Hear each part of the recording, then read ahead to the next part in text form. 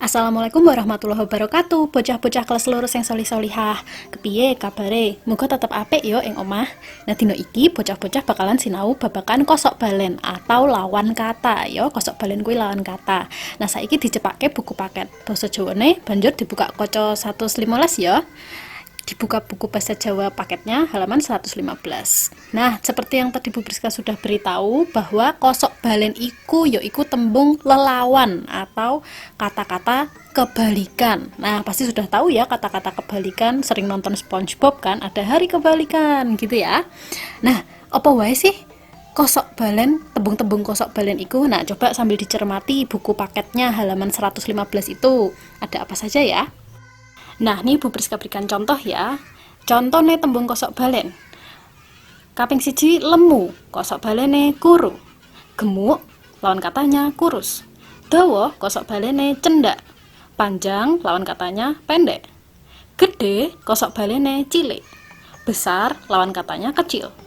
Larang, kosok balene murah. Mahal, lawan katanya murah.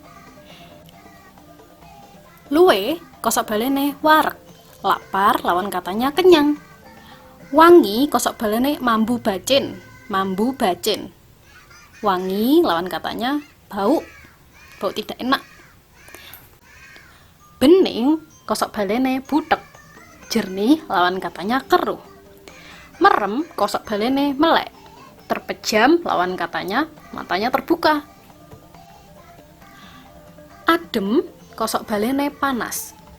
Dingin, lawan katanya panas. Cedak, kosok balene adoh. Dekat, lawan katanya jauh.